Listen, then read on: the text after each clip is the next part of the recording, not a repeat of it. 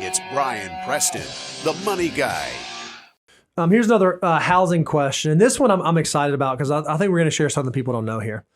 Logan says, I have 20% down saved. Is there any argument to taking on PMI by only putting down 10 to 15% to save some of that down payment cash for home improvements, kids' college, etc.? He said, we are 27, dual income, no kids.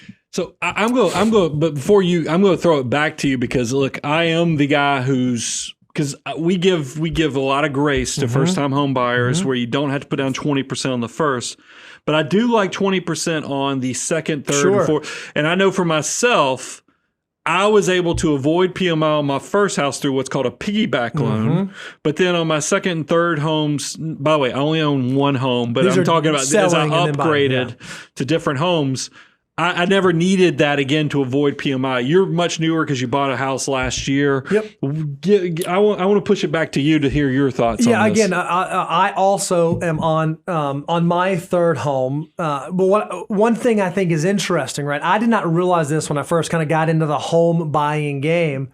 I just always assumed that, if you don't put down 20%, you got to pay PMI. That's just the thing. It's going to be an extra, couple hundred, whatever bucks a month.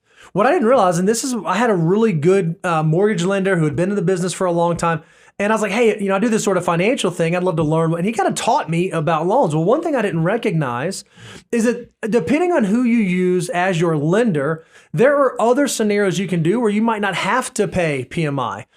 Two that I know of immediately that come to mind is right now rates are so low.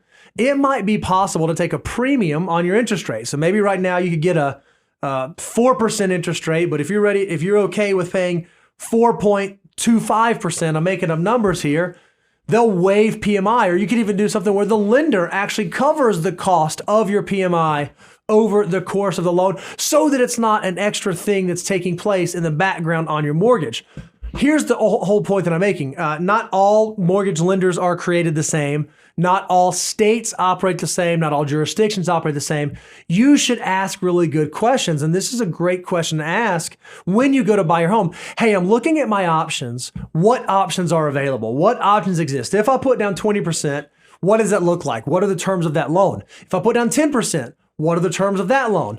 Hey, that term that you mentioned, if I don't like that, is there some other solution that might possibly be there? So what you basically get is you get like this buffet of different options you can go look at. And then you have to go get a spreadsheet and run the numbers and figure out what actually makes the most sense. I think that PMI is often posed as this like big bad boogeyman that for folks who are trying to buy their first house, you're just trying to get into that first house. I don't know that I'd let it be the thing that scares me away from actually entering into home ownership. You just said something that I thought was just a take that I think people ought to think about just from two people who've bought multiple homes in the past. Maybe on that first home, because when you go buy in a neighborhood or something, they'll have a preferred lender, and they'll usually have an incentive if you use their preferred lender. I think when you're first starting out, it could be helpful to really consider that because they're going to have a very economical reason to help you. Now, maybe in these unique times where houses are flying off the shelves faster than they come available, it's different. But I always found in the beginning stages, using those preferred lenders might help you. But if you're somebody who's got an established credit, you've got assets on your balance sheet and net worth statement, you might want to go look elsewhere because I know on my second and third home they had preferred lenders, but I was able to go smoke the rates and because I was very confident in the underwriting based upon assets and other things, but that was not the case in the beginning. So even you said know your lender.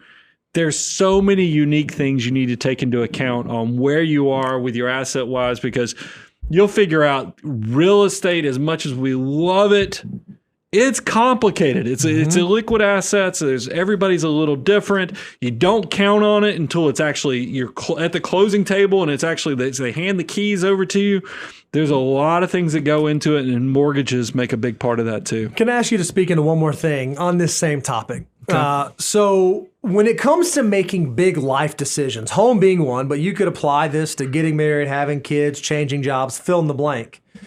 Is it a good idea to like scrounge together every penny that you can to hit that 20% and buy a house broke? I'm doing air quotes, right? Like, does it make sense to do that? Because that's what he's saying, like, okay, I could do this, or might it make sense for me to put less down so that I can, he said home improvements. I'm assuming that means like furnishing the home and that kind of stuff.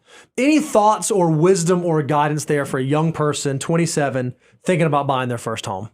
I mean, I've done both. Mm-hmm.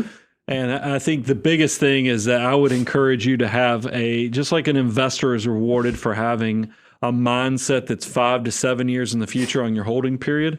I would have whoever, when you're buying a house, have your 3 to 5 year plan figured out. You know, how are you going to do all those life things of like actually put furniture in the place, cover the utilities, have a lawnmower, deal with, that you got to put blinds or put toilet paper holders and towel racks on everything because maybe they didn't come with your house. I know that sounds ridiculous, but if you're doing new construction, you know what I'm talking about, especially on those first homes.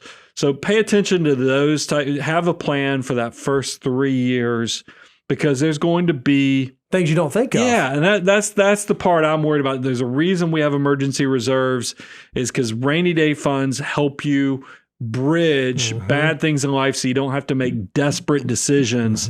The same thing with these big life decisions. Don't make desperate decisions. And I think that's what you're alluding to, Bo, is that if this is cleaning you completely out, that's Maybe a dangerous revisit, territory. So at least if it's going to clean you out, you better have a plan to get through that next 3 years. Now, I get it. Maybe you have a huge bonus that's coming up in 2 months, and it's not going to be a Clark Griswold moment where you get the Jelly of the Month club instead. But, just pay attention to your specific situation. We can only give general guidance here, and you just need to be long-term in your mindset.